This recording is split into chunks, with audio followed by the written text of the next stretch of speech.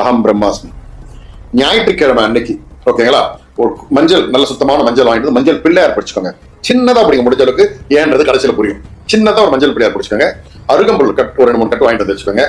வெள்ளம் இருக்கு இல்லையா, ஒரு சின்னதா ஒரு பீஸ் வெள்ளம் வாங்கிட்டு வச்சுக்கோங்க. வச்சுட்டு உங்க பூஜை ரூம்ல ஞாயிற்றுக்கிழமை காலையில எந்த டைமா இருந்தாலும் பரவாயில்ல ஓகேங்களா, காலையில அந்த மஞ்சள் பிள்ளையார ஒரு சின்ன தட்டுல இல்லைன்னா வாழை இலை வச்சு வைங்க. வச்சுட்டு விநாயகர் எனக்கு அனுகிரகம் பண்ணு அப்படின்னு பிரார்த்தனை பண்ணிட்டு விளக்கேற்றி வச்சிருங்க. நல்ல வாசம் ஊதத்தி ஏற்றிட்டு என்ன பண்றீங்கன்னா, அருகம்புல் ஒவ்வொரு பில்லா எடுத்து ஓம் கம் ஓம், இதுதான் மந்திரம்.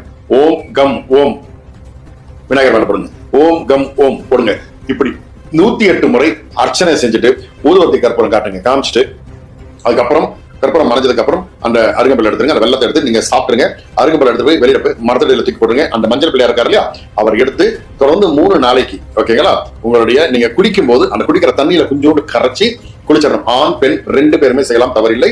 தண்ணியில குளிக்கிறீங்க, கொஞ்சம் அந்த தண்ணியை வீடு ஃபுல்லா தெளிக்கிறீங்க. எப்பேற்பட்ட காரியத்தடையும் நிவர்த்தியாகும். நல்லது நடக்கும். சாயம்.